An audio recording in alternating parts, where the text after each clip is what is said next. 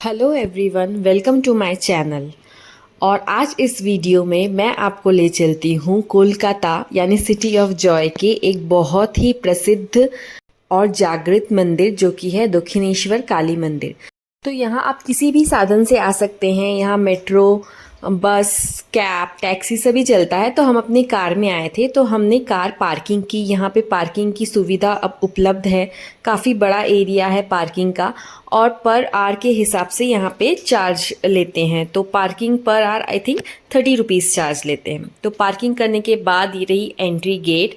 और हमने एंट्री करने के बाद सबसे पहले यहाँ पे मिलता है एक बड़ा सा फूड प्लाज़ा।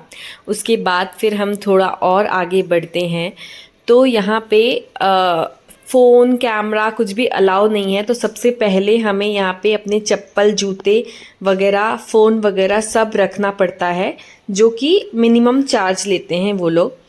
तो वो सब रखने के बाद फिर वहाँ से आप थोड़ा और आगे बढ़ेंगे तो वहाँ पे आपको प्रसाद मिल जाएगा, जो कि स्टार्टिंग होता है 50 रुपीज़ से 500 रुपीज़ तक का। आप अपने हिसाब से जितने का भी चाहे प्रसाद ले सकते हैं। तो प्रसाद लेने के बाद हमने माँ का दर्शन किया, काली माँ का दर्शन किया। वहाँ पे काली माँ का मंदिर है और शिव जी के भी 12 मंदिर है वहाँ पे, बहुत ही जागृत मंदिर है। तो वो दर्शन करने के बाद हम वापस आ गए वहाँ पे, क्योंकि कैमरा अलाउ नहीं है तो वहाँ की क्लिप्स हम ले नहीं पाए। और उसके बाद फिर दक्षिणेश्वर मंदिर के बाद फिर हम जाने वाले थे बेलूर मठ में। और बेलूर मठ में हम जाने वाले थे गंगा के थ्रू, लॉन्च सर्विस के थ्रू।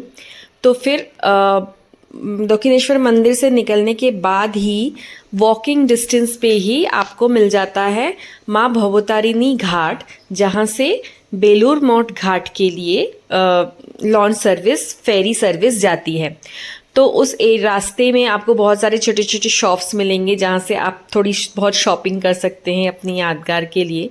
तो उसके बाद फिर हम आ गए। यहाँ का टिकट प्राइस जो है दक्षिणेश्वर मंदिर से बेलूर मठ का 11 रुपीज़ पर पर्सन है। और 3 साल के ऊपर के बच्चों का भी आपको पूरा लगेगा पैसा। और हर आधे घंटे में यहाँ पे फेरी सर्विस चलती है। तो हम लोग थोड़ा जल्दी आ गए थे, इसलिए हम वहाँ पे वेट कर रहे थे गंगा घाट में, गंगा देख रहे थे। इतना अच्छा लग रहा था। ऑब्वियसली कोलकाता में गंगा घाट की बात ही अलग है।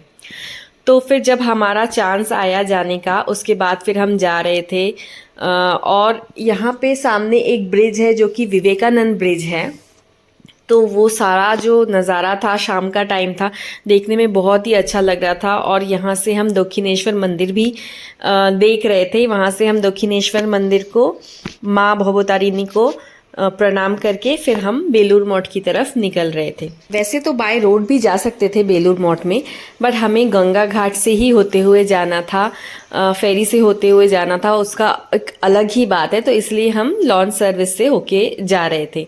तो ये हम बैठ गए हैं लॉन्च सर्विस में और हम माँ को प्रणाम करके निकल रहे थे बेलूर मठ की तरफ। तो दक्षिणेश्वर काली मंदिर जो है उसका निर्माण किया था रानी रासमणी जी ने।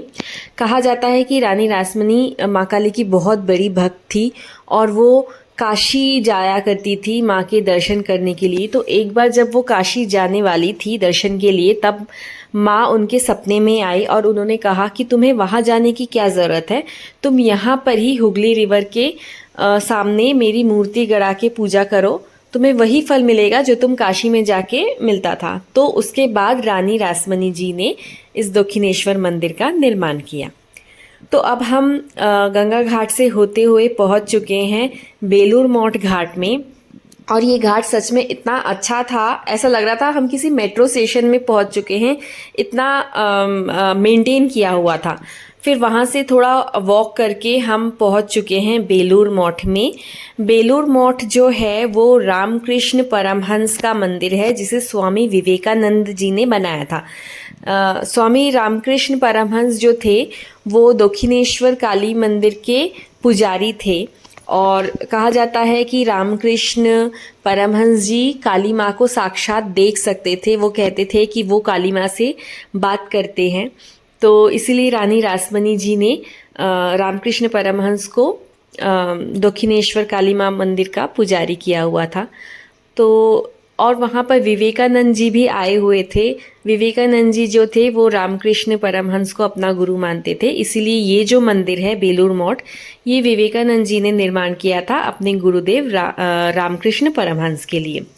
तो यहाँ हम पहुँचने के बाद काफ़ी लेट हो गया था हमें पहुँचने में, बट फिर जब हम यहाँ पहुँचे तो देखा हमने कि बहुत अच्छी बात ये थी कि यहाँ पे बाहर एक बड़ा सा प्रोजेक्टर लगा हुआ था। तो मंदिर में ज़्यादा भीड़ करने की ज़रूरत नहीं थी, क्योंकि मंदिर में जो आरती चल रही थी वो हम बाहर बैठ के आराम से प्रोजेक्टर में ही देख सकते थे। तो वो हमने देखा, उसके बाद हमने थोड़ा मंदिर दर्शन किया, उसके बाद फिर हम वापस चले गए। तो अगर आपको ये वीडियो अच्छा लगे तो वीडियो को लाइक और चैनल को सब्सक्राइब ज़रूर कीजिए। वीडियो देखने के लिए थैंक यू।